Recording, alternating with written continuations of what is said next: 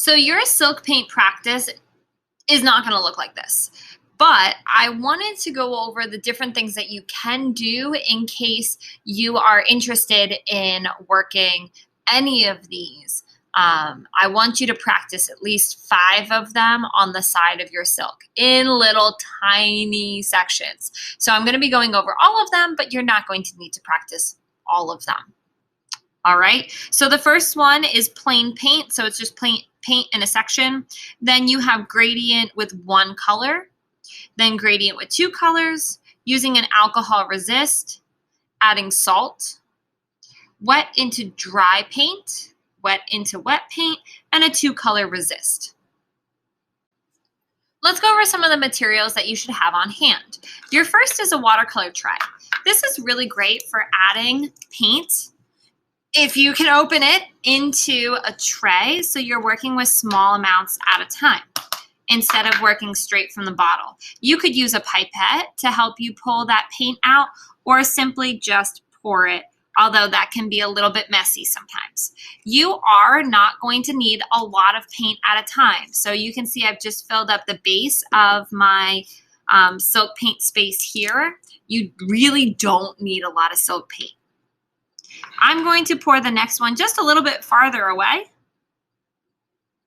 You can see how, it gets a little bit messy. So think about that while you're working. You might want to have some paper towels on hand. So having your paints, having your paint tray, having some water, and then you have paint brushes. This is a bamboo brush. Those of you who have taken ceramics probably recognize it for glazing. It's a really soft brush. It works well for silk paint, but it's also large, so it's hard to get in small details. That's why I gave you 2 small brushes. These are also very soft, not as soft as the bamboo brush, but they're better for getting into small areas. So pick out 5 of these that you want to try. You should definitely try plain paint, but then gradient 1 color, gradient 2 colors, alcohol resist, salt, wet and dry, wet and wet, and the 2-color resist. They will be labeled so you'll be able to find them easily.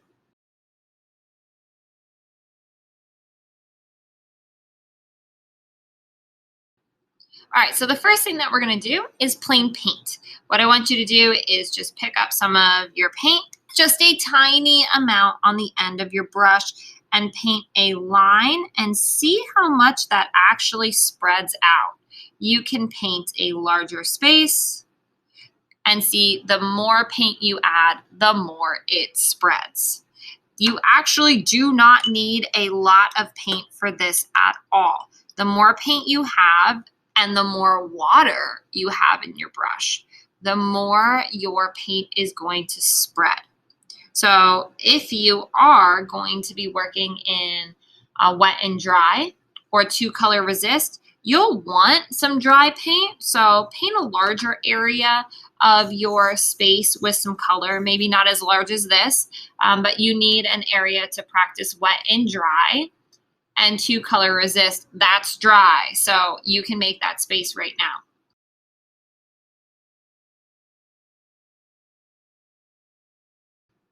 Our next one is gradient 1 color. And gradient 1 color is all about lightening one of your colors. So I'm going to be working with a single brush and some water. So I'm just going to pick up a little bit of my green paint. You can see I don't have a lot here on the end of my brush, and just do a swath of color. Rinse that out of my brush and then add some water. And then pick up a little bit of paint and add some of that paint into the water, letting it blend down into the water. The more you do this while it's wet, the more paint you add, the more you're going to fill up that water space, especially if this is in a contained spot within Gouda.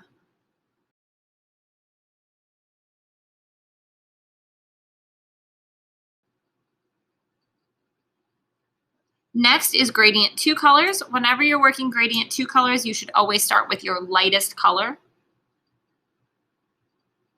And I'm going to work with yellow here. Add in my section of yellow, and then just pick up a tiny bit of green on the corner of my brush and then paint that down into my yellow.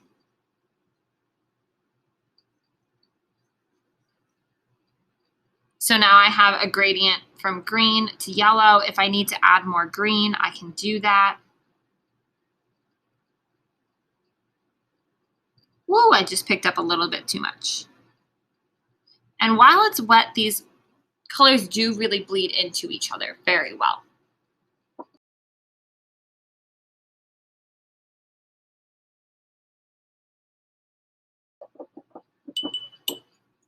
The next one that we're going to work on is alcohol resist. This in my container is just rubbing alcohol. The higher the percentage of the rubbing alcohol, the more difference you're going to see when the rubbing alcohol pushes the paint away.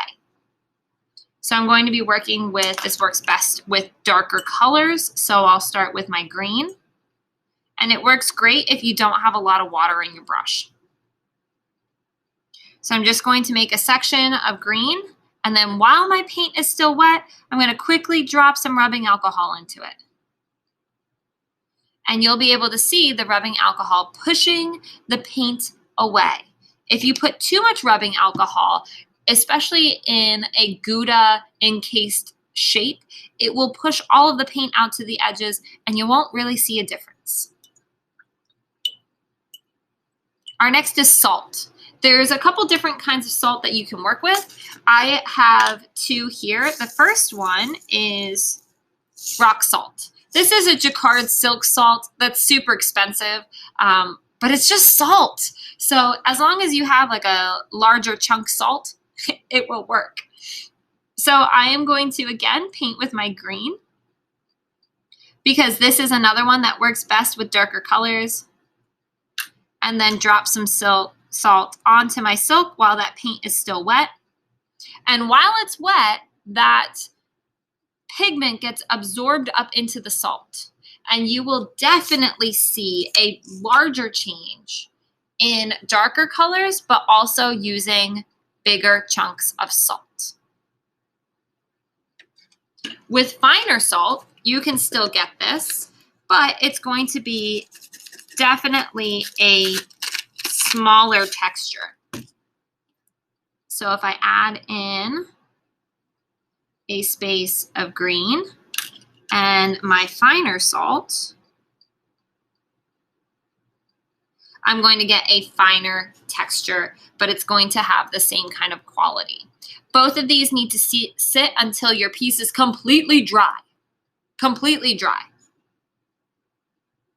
And then you'll take the salt off. Once you rub the salt off, the larger chunks of salt show larger spots. The finer salt shows finer spots.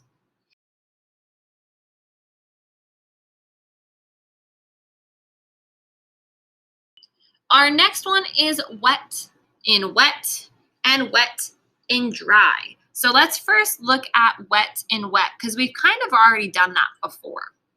So we're going to start with a section of yellow. I'm going to use my larger brush for this. Got a section of yellow going on here, and I'm going to pick up some green in my round brush and draw some lines.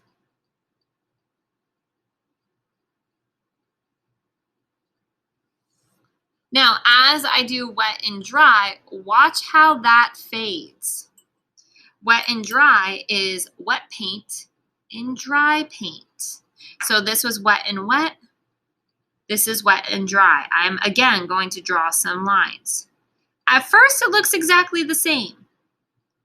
And at first it looks like the spread is the same. But as I'm drawing these lines here, they are maintaining their edges. Yes, they spread out more, but they maintain their edges. This is becoming very blurry. It's losing its edge because the green is bleeding into the yellow.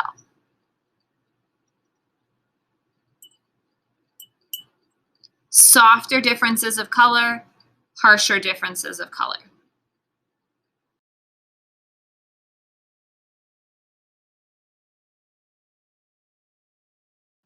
Now we are going to do our two color resist. This one's a little bit more difficult to do in the time that we have.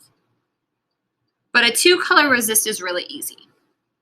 You paint the color that you want, your details, and then on top of it, you put Gouda. So let's say you're doing a snake pattern and you want the edge of each scale, instead of being white, you want it to be yellow, or you want it to be a light green. You would paint that whole snake yellow, and then you would draw your scale pattern.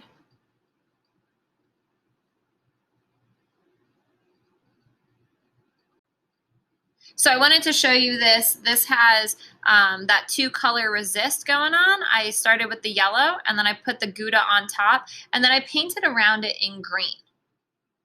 By painting around it in green, the Gouda resists the silk paint and maintains that yellow.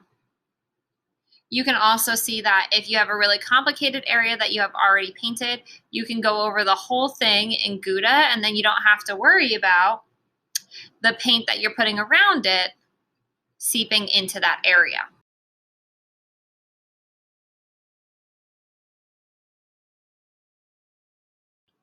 Don't forget, you need to practice 5 different techniques, and these techniques can be used across your silk painting to create really great value changes, color blends, and texture. I don't really want to see a silk paint that's all plain paint. That's so boring. As long as the space is thicker than your paintbrush, as long as the space is thicker than your paintbrush, you can add a texture to it, or you can add a color blend, or you can do something to it. So the more simple your design, the more complicated your actual painting can be, which is so cool. You have a lot of options here for what you can do. So please make sure that you're using these techniques, practice new ones, and then wait until they dry to decide if it's something that you're going to use or not. Because you really should be making your decisions based off of what looks cool and what you're good at. So don't make decisions based off of, well, this looks cool, but I haven't tried it yet, so I'm just going to do it on my final piece. Yeah, don't do that. Always practice everything off to the side. All right, if you have questions about what you could do in a certain section, please don't hesitate to ask. That's what I'm here for. Have fun.